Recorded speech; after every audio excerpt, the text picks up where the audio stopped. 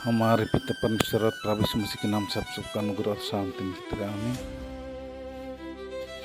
आइए आप सबको वचन के माध्यम से आप सबको स्वागत करता हूँ। आज का वचन का विषय है राहाब वेश्या थी, लेकिन विश्वास ने उसे परमेश्वर की बेटी बना दिया। जी हाँ, राहाब नामक एक स्त्री थी जो यरीहो का थी और वो वेश्या वृत्ति करती थी, वेश्या थी।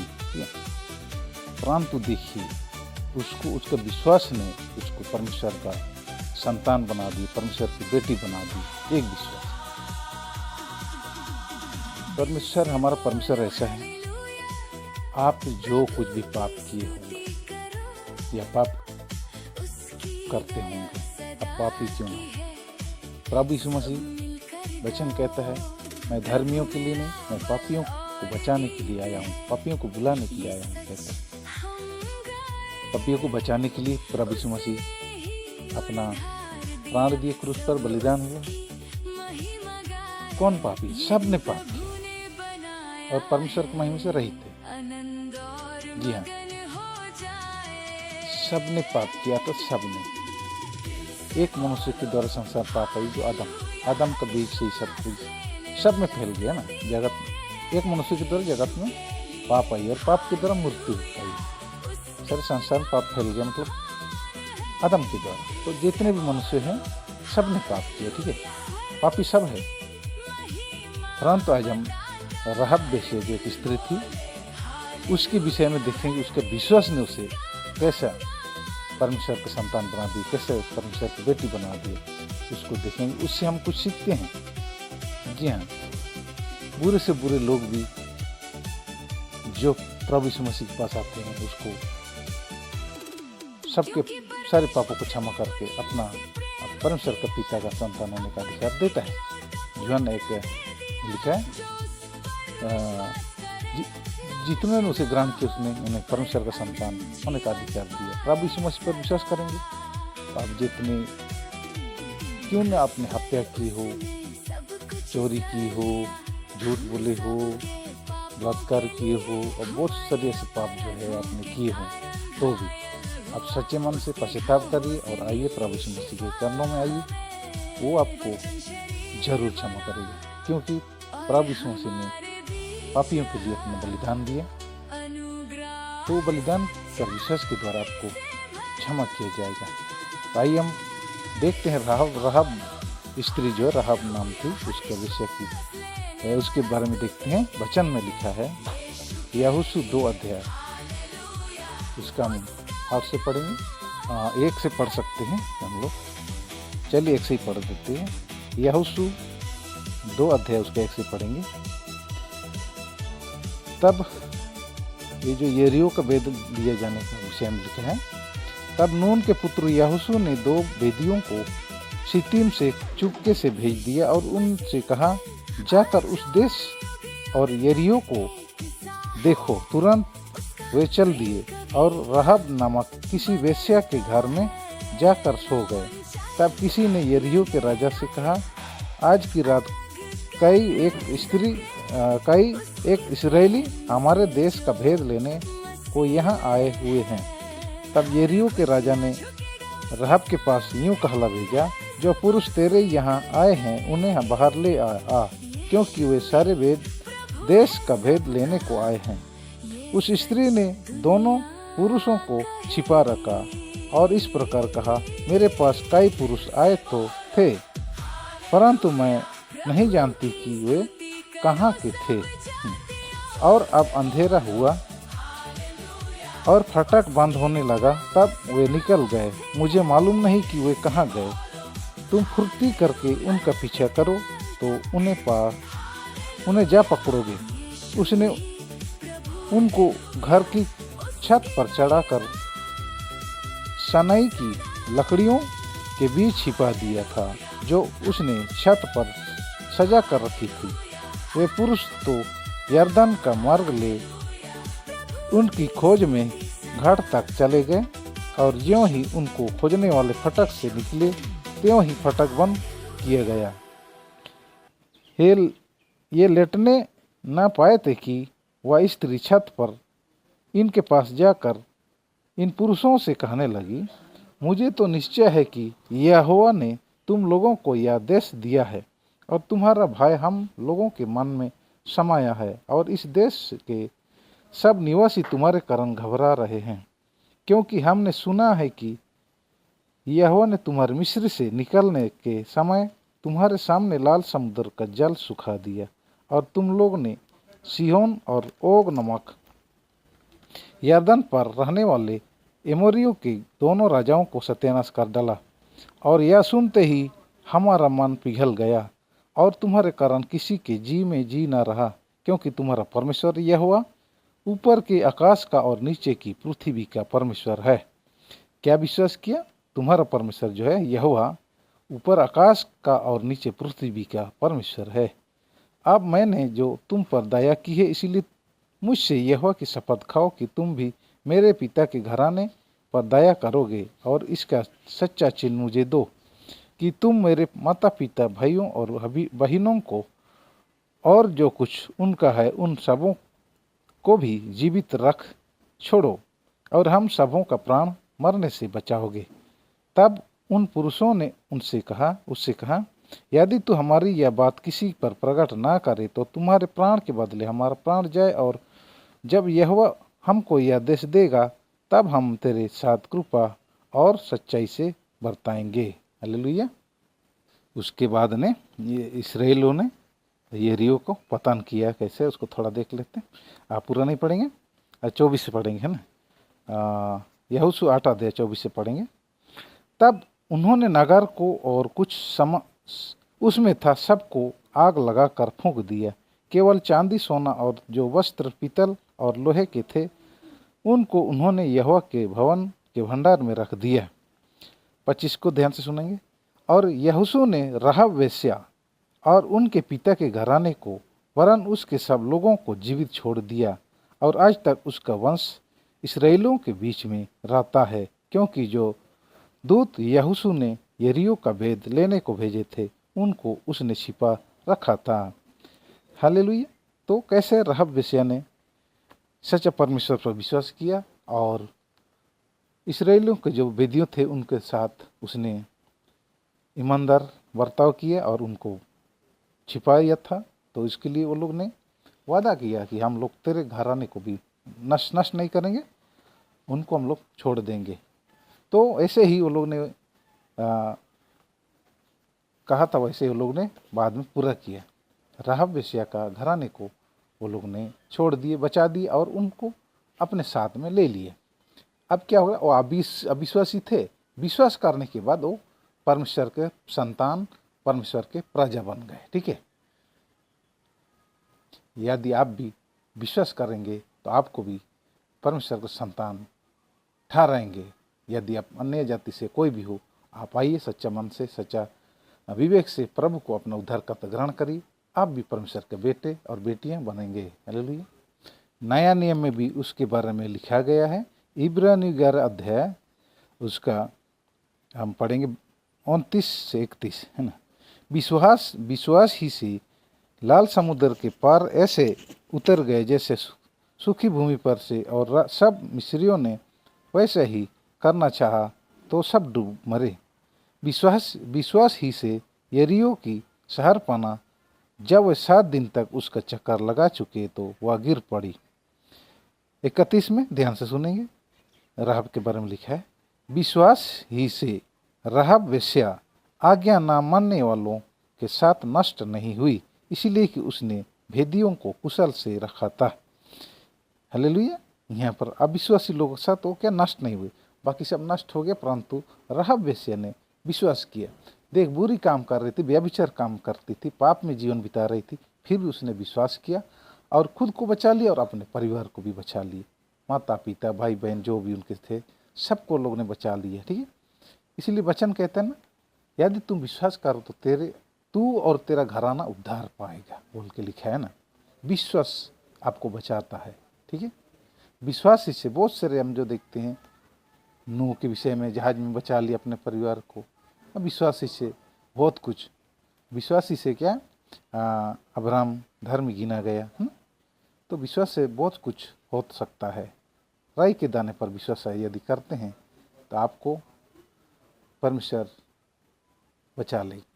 विश्वास के बारे में प्रभु यीशु मसीह कहते हैं, मत्ती 17:19 से 21 पर लिखा है। तब चेलों ने एकांत में यीशु के पास आकर कहा, हम उसे क्यों नहीं निकाल सके? उसने उनसे कहा, अपने विश्वास की घटी के कारण, क्योंकि मैं तुमसे सच कहता हूँ, यदि तुम्हारा विश्वास राई के दाने के बराबर भी विश्वास हो तो इस पहाड़ से कह सकोगे, यहाँ से सरक कर वहाँ चला जा, तो वह चला जाएगा, और कोई बात तुम्हारे लिए असंभव ना होगी। पर यह जाति बिना प्रार्थना और उपवास के नहीं निकलती। यह बोलते तुम विश्वास के, राई के दाना एकदम छोटा होता है ना, राई के दाने के बराबर तुम विश्वास करोगे तो विश्वास के द्वारा सब कुछ हो सकता है। विश्वास के द्वारा आप बचाए जाएंगे, आपका पापों से उद्धार, पापों से मुक्ति आपको मिल सकता है। याकूब 2 उसका 25 में भी रहब वेश्या के बारे में लिखा है। वैसे ही रहब वेश्या भी, जब उसने दूतों को अपने घर में उतारा और उसने दूसरे मार्ग से विदा किया, तो क्या कर्मों से धार्मिक ना ठहरी? अत जैसे देह आत्मा बिना मरी हुई है, वैसे ही विश्वास भी कर्म बिना मरा हुआ है। कर्म का मतलब कर्म करना है, विश्वास और कर्म है ना। विश्वास के द्वारा कर्म किया उसने, ठीक है। विश्वास किया कि राब वेश्या ने क्या विश्वास किया? विश्वास किया कि आकाश का और नीचे पृथ्वी का परमेश्वर तुम्हारा परमेश्वर यहोवा है ना। तो ऐसा विश्वास किया और उसने क्या किया? विश्वास करते हुए ही उसने उनके भेदियों को जो भेजा था उनको बचा लिए, तो उसको छिपा लिया था, है ना। तो विश्वास के द्वारा ही उसने कर्म भी किया। ऐसा नहीं कि विश्वास किया तो उनको कुछ नहीं, कि नहीं, विश्वास किया और उनको बचाया, मतलब है ना। उनको कि राजा के खिलाफ काम करना, जान से हाथ धोना होता है। और उस राज्य, जिस राज्य में तुम रहते हो, उसके खिलाफ उसके आज्ञा उल्लंघन करते हो तो उसको कितना बड़ा उसको दंड मिलने वाला था, ठीक है। जैसे कि यरीहो का राजा ने उनको रहब वेश्या के हुआ कहला भेजा था। तब किसी ने हम देखते हैं यहोशू 2:3 में, तब यरीहो के राजा ने रहब के पास यूँ कहला भेजा, जो पुरुष तेरे यहाँ आए हैं उन्हें बाहर ले आ, क्योंकि वे सारे देश का भेद लेने को आए हैं। उस स्त्री ने दोनों पुरुषों को छिपा रखा और इस प्रकार का, मेरे पास कई पुरुष आए तो थे। कई पुरुष माने बहुत सारे पुरुषों का मेरे पास आना जाना रहता है, क्योंकि वो वेश्या थी, है ना। इसकी सबसे बहुत से वहाँ क्या पुरुष लोग आते थे वहाँ वेश्यावृत्ति के लिए। तो यहाँ पर और दोनों जो एरियो को भेद लेने गए थे दोनों व्यक्ति, तो उनको छिपाया और उन राजा से झूठ बोला, है ना। उनको छिपा रखा। राजा से गद्दारी करना, मौत की सजा हो सकती है, उसको मार डालते, परंतु उसने अपना जान का फिक्र ना किया और उसने परमेश्वर का भाई माना और उनको परमेश्वर के साथ ईमानदार बर्ताव किया। और उसी विश्वास के द्वारा ही उसने आप सारा इसराइल का घराना में क्या होता है, परमेश्वर का प्रजा हो गई। इसीलिए जब हम देखते हैं यहोशू 6:25 में, और यहोशू ने रहब वेश्या को और उसके पिता के घराने को वरन उसके सब लोगों को जीवित छोड़ दिया, और आज तक उसका वंश इसराइलियों के बीच में रहता है। किसका वंश? रहब वेश्या का वंशज, है ना। वो आज तक इसराइल में वो गिना जाता है। तो उसका जो वंश को आगे देखते हैं, पुराना नियम रूत के पुस्तक में आप पूरा पढ़ेंगे तो आपको मालूम चल जाएगा, लेकिन हम लोग कुछ को पढ़ देते हैं। रूत की पुस्तक 4 उसका हम पढ़ेंगे 13 से। तब बोआज ने रूत से विवाह कर लिया और वह उसकी पत्नी हो गई, और जब वह उसके पास गया तब यहोवा की दया से उसको गर्भ रहा और उसके एक बेटा उत्पन्न हुआ। तब स्त्री ने नाओमी से कहा, यहोवा धन्य है जिसने तुझे आज छुड़ाने वाले कुटुंबी के बिना नहीं छोड़ा। इसराइल में इसका बड़ा नाम हो, और या तेरे जी में जी ले आने वाला हो और तेरा बुढ़ापे में पालने वाला हो, क्योंकि तेरी बहू जो तुझसे प्रेम रखती और 7 बेटों से भी तेरे लिए श्रेष्ठ है, उसी का यह बेटा है। फिर नाओमी उस बच्चे को अपनी गोद में रखकर उसकी दाई का काम करने लगी और उसकी पड़ोसिनों में यह कहकर नोआमी के एक बेटा उत्पन्न हुआ है, लड़के का नाम ओबेद रखा। ओबेद जो इसे का पिता था और दाऊद का दादा वही हुआ। दाऊद राजा जो हम जानते हैं उसी वंशज प्रभु यीशु मसीह है ना। तो दाऊद राजा का पिता जो ईसाई था, ईसाई का पिता जो ओबेद था, है ना। ओबेद का पिता कौन था? ये बोआज है ना, बोआज और रूत। तो इसी से आगे देखते हैं पेरेस की वंशावली, अर्थात बोआज का पिता कौन था और माता कौन था उसको देखना जरूरी है, ठीक है। मत्ती रचित सुसमाचार 1 अध्याय आप 1 से पढ़ सकते हैं, लेकिन हम कुछ को पढ़ देते हैं, ठीक है। 5 पद से पढ़ेंगे। सलमोन और राहब, ठीक है, वो राहब बेसिया जो सलमोन उसका पति का नाम था, जो वहाँ से उसको इसराइल का प्रजा बना लिया गया, परमेश्वर का संतान बना लिया राहब को, है ना। उसके बाद उसी के घराने में से कौन, इसराइलियों में से कोई सलमोन नाम का, उसको भी हम देखेंगे बहुत सारे वचन में लिखा हुआ है। सलमोन और राहब से कौन हुआ? बोआज, जो रूत का पति था ना, बोआज उत्पन्न हुआ। और बोआज और रूत से ओबेद उत्पन्न हुआ, और ओबेद से यिशै उत्पन्न हुआ, और यिशै से दाऊद राजा उत्पन्न हुआ। और दाऊद से सुलेमान जो उस स्त्री से उत्पन्न हुआ जो पहले यूरिया की पत्नी थी। ये भी दाऊद राजा और इसके दोनों में क्या व्यभिचार हुआ था, ठीक है ना, व्यभिचार किया था, परंतु फिर भी उनको क्षमा किया गया, सच्चे मन से उन्हें क्षमा मांगा तो वो लोग भी क्षमा, परमेश्वर ने क्षमा दे दिया। यूरिया की पत्नी थी। सुलेमान से रहबाम उत्पन्न हुआ, रहबाम से अबीहा उत्पन्न हुआ। ऐसे आप पूरा देखेंगे ना तो प्रभु यीशु मसीह उसी में से, ये यहूदियों में से उत्पन्न हुआ।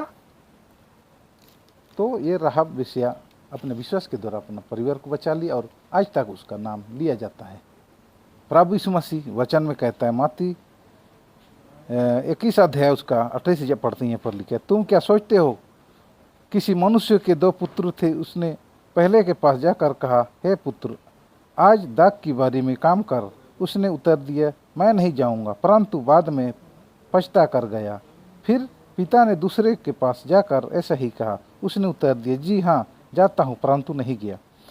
इन दोनों में से किसने पिता की इच्छा पूरी की? उन्होंने कहा, पहले ने। यीशु ने उनसे कहा, मैं तुमसे सच कहता हूँ कि महसूल लेने वाले और वेश्याएं तुमसे पहले परमेश्वर के राज्य में प्रवेश करते हैं। क्या बोला? महसूल लेने वाले और वेश्याएं, उसको पापी गिना जाता है, तो वो लोग तुमसे पहले स्वर्ग में प्रवेश करेंगे, बोला है ना। क्योंकि यूहन्ना धर्म का मार्ग दर्शाते हुए तुम्हारे पास आया और तुमने उसका विश्वास ना किया। लोग विश्वास नहीं किया और बपतिस्मा नहीं लिए, है ना। इसके लिए कह रहे हैं तुमने विश्वास नहीं किया। पर महसूल लेने वाले और वेश्याओं ने उसका विश्वास किया, और तुम यह देखकर बाद में भी ना पछताया कि इसका विश्वास कर लेते। वेश्याओं ने, महसूल लेने वाले ने, पापियों ने विश्वास किया, परंतु ये लोग नहीं विश्वास किया। इसके लिए उनको बोल रहा है, जो शास्त्री फरीसी सदुकी जो बोलते हैं, उन लोगों ने विश्वास नहीं किया। परंतु जितनों ने विश्वास किया, चाहे वो वेश्या थी, चाहे वो महसूल लेने वाला था, चाहे हत्यारे था, चाहे कोई भी ऐसे काम किया हो, पाप किया हो, तो भी उन्होंने विश्वास किया और परमेश्वर का बेटा और बेटी बन गए। हालेलुया। जैसे राहब वेश्या ने भी विश्वास किया और परमेश्वर की बेटी बन गई, वैसे ही आप लोग भी विश्वास करेंगे प्रभु यीशु मसीह पर, तो आप भी परमेश्वर के संतान और परमेश्वर के बेटा और बेटी कहलाएंगे। हालेलुया। आप लोग सच्चे मन से पश्चाताप करें, सच्चे मन से विश्वास करें, प्रभु यीशु मसीह के पास आइए, अपने सारे पापों से अंगीकार करें। आप पाप ये तो नहीं जानते कितने पाप किए हो तो नहीं, लेकिन पाप करते इसलिए पापी नहीं है आप, आपके अंदर पाप है। जी हाँ, लहू है, लाल है ना, इसके लिए आप पापी है। उस लहू को शुद्ध करने के लिए प्रभु यीशु मसीह ने अपना पवित्र लहू बहाया हमारे पापों को शुद्ध करने के लिए। किसके अंदर में लहू नहीं, सबके अंदर में लहू है, इसीलिए सब ने पाप किया। बोलता है ना, मनुष्य को जल और मिट्टी से बनाया था, लेकिन जल ही लाल हो गया। क्यों लाल हो गया? पाप के कारण लाल हो गया। आदम ने पाप किया, एक मनुष्य के तरफ पाप जगत में है ना, तो सारे संसार सब में फैल गया, बोलते हैं ना। तो उसको शुद्ध करने के लिए प्रभु यीशु मसीह ने क्रूस पर बलिदान हुआ। उस बलिदान पर विश्वास करेंगे तो आपका पाप भी जरूर शुद्ध हो जाएगा और आप परमेश्वर के बेटा और बेटी बन जाएंगे। ठीक है, आज समय है, समय रहते हुए आप लोग प्रभु यीशु मसीह के पास आइए और अपने मुंह से अंगीकार करें और विश्वास करें सच में प्रभु यीशु मसीह परमेश्वर का पुत्र है और मेरा उद्धार करता है करके विश्वास करेंगे तो सच में आपको भी सारे पापों से क्षमा कर देंगे। प्रभु वचन कहता है ऐसा है मैं तुम्हारे पाप कितनी लाल रंग क्यों ना हो मैं तो उसे श्वेत कर दूंगा कहा है, वादा किया। अपने पुत्र प्रभु यीशु मसीह के लहू से हमारे पापों को शुद्ध करता है, क्षमा करता है। पापों से उद्धार, पापों से मुक्ति विश्वास के द्वारा ही मिलता है। विश्वास के द्वारा अनुग्रह से हमारा पाप उद्धार प्राप्त करते हैं। हालेलुया। आज के लिए इतना ही है। परमेश्वर आपको आशीष दे, अनुग्रह दे, शांति दे। आमीन।